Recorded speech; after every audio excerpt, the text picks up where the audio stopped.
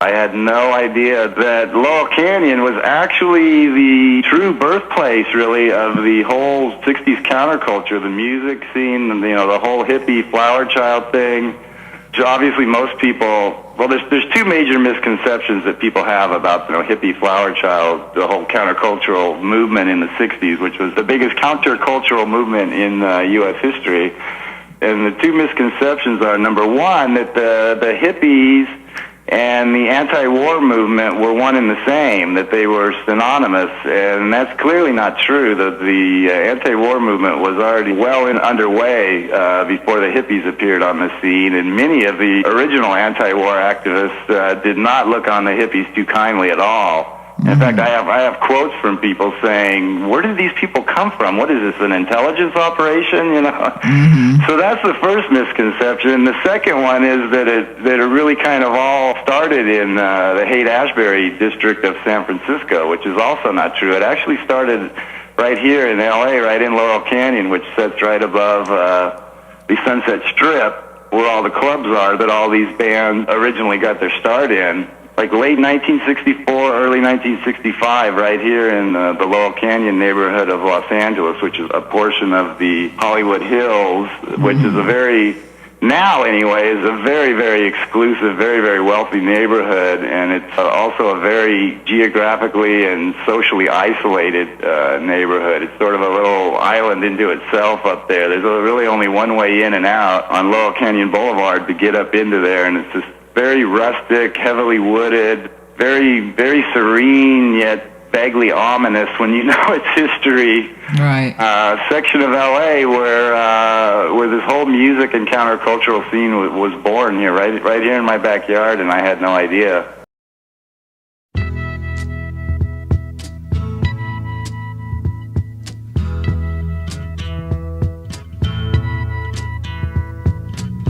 There's something happening here.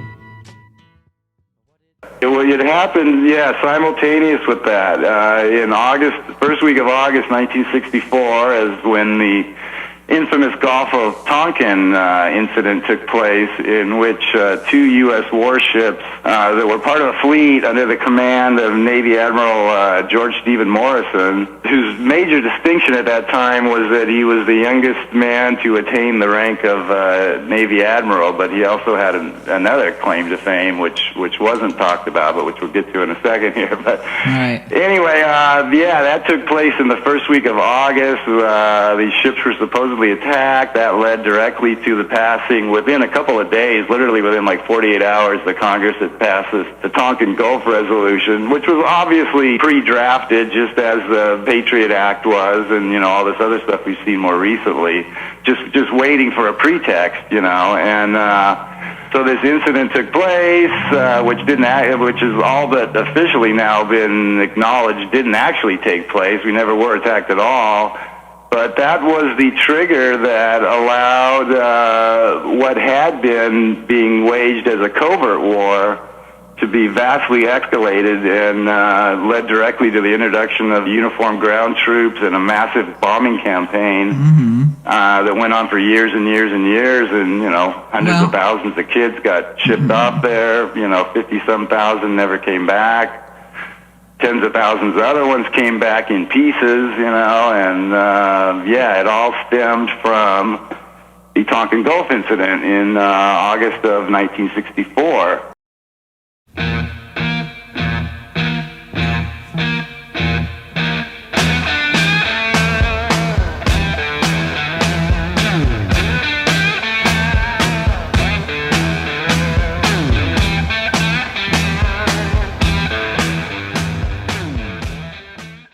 At that very same time, absolutely simultaneous with those events, this whole music scene started to take shape, like virtually overnight, in Laurel Canyon, and all these bands that were to become superstars. We had the Byrds, Buffalo Springfield, the Doors, Frank Zappa and the Mothers of Invention, the Mamas and the Papas. They were sort of the first wave of bands, and then they were followed by many, many others after that. But they were the first wave, and one of the very first people on that scene, in late '64, early '65, was, of course, the infamous Jim Morrison, lead singer of The Doors, who is, small world that it is, the son of Admiral George Stephen Morrison. Riders on the storm, riders on the storm, into this house we're born, into this world we're thrown. Yeah, if you look through the songbooks of these bands, you're not going to find a whole lot of overtly anti-war songs. What you find is promotion of the Leary agenda, the sex, drugs, and rock and roll, the turn on, tune in, drop out. That's what you find. At this point, I mean, I pretty much believe that the whole, I think the whole thing was a fabrication, and I think it was, a deliberate effort to disarm or to diffuse or whatever the anti-war movement. And in that way, it became much easier to marginalize and discredit the anti-war movement if, all people saw on TV were these long-haired, unwashed, drugged out hippies. Miles high, and when you touch down, you'll find that it's stranger than known. Signs in the street. I mean, I was rather amazed actually how easy it was to find out the background on these people. And I mean, right down the line, you look at all the major characters from the LA music scene, the genesis of the hippie scene, and every damn one of them is from a military/intelligence background. Every one of them. Shocked. I mean, Frank Zappa's dad was a chemist at the Edgewood Arsenal, for crying out loud. I mean, he was a chemical warfare technician at one of the most notorious facilities in the country. I mean, there's just all kinds of evil that has emanated from that place.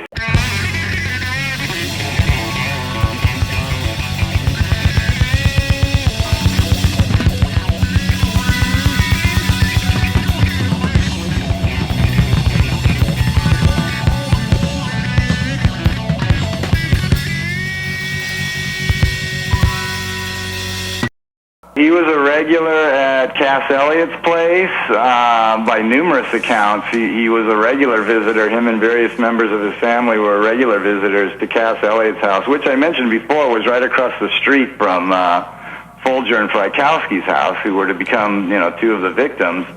And he was a regular visitor to John Phillips' house. He was known to go to parties there. In fact, he was identified by a number of people as having been at a big New Year's Eve party there on, I think, like a year before the murders.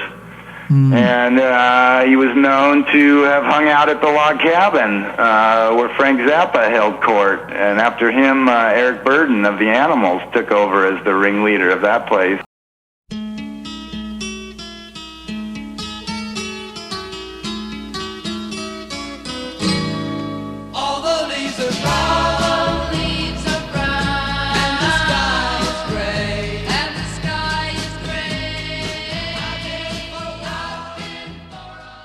Along with David Crosby, whose father was I think in the Army, either Army or Air Force major, did intelligence work.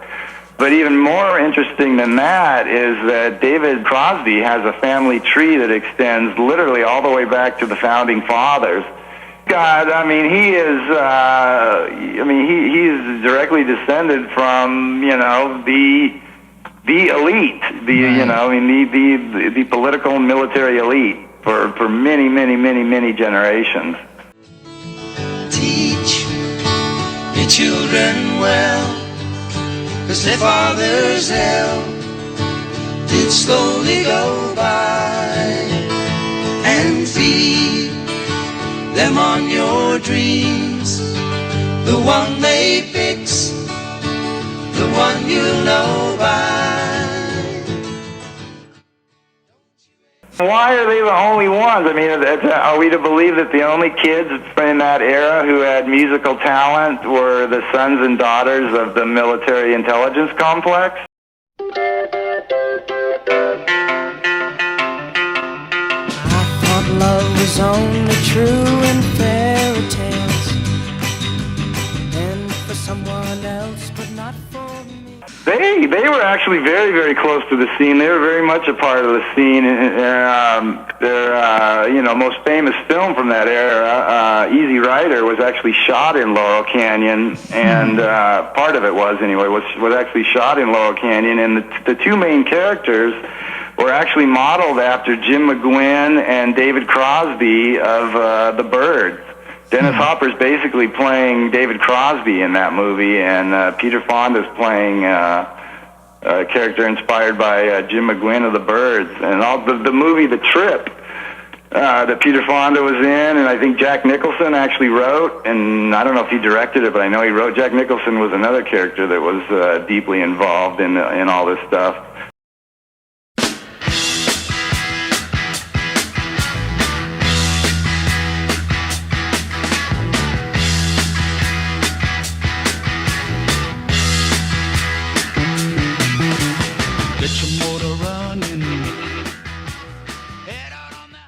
Yeah, all the so-called Young Turks, Hopper and Fonda and Warren Beatty, Nicholson and Marlon Brando.